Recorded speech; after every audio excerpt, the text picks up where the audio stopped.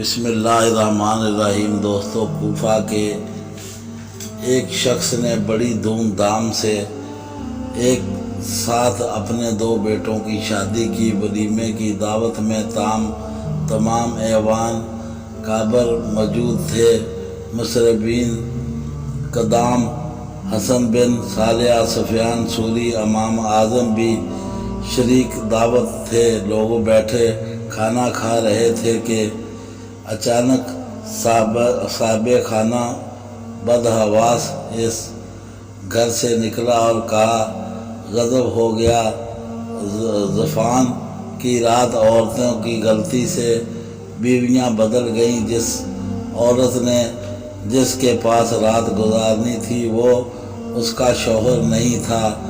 سفیان ثوری نے کہا، امیر معاویہ کے زمانے میں ایسا واقعہ پیش آیا تھا، اس سے نکاح پر کچھ فرق نہیں پڑتا، البتہ دونوں کو مہر لازم ہوگا۔ مشربین قدام امام صاحب کی طرف متوجہ ہوئے کہ آپ کی کیا رائے ہے؟ امام صاحب نے فرمایا، پہلے دونوں لڑکوں کو بلوایا جائے، تب جواب دوں گا۔ دونوں شوہروں کو بلوایا گیا۔ امام صاحب نے دونوں سے الگ الگ پوچھا کہ رات تم نے جس عورت کے ساتھ رات گزاری ہے، اگر وہی تمہارے نکاح میں رہے، کیا تمہیں پسند ہے؟ دونوں نے کہا ہاں۔ تب امام صاحب نے فرمایا، تم دونوں اپنی اپنی بیویوں کو جن سے تمہارا نکاح پڑھایا گیا تھا اسے طلاق دے دو، اور ہر شخص اس سے نکاح کر لے جو اس کے ساتھ ہم بستر رہ چکا ہے۔ حضرت سفیان ثوری نے جو جواب دیا تھا مسئلہ کے لحاظ سے وہ بھی صحیح تھا۔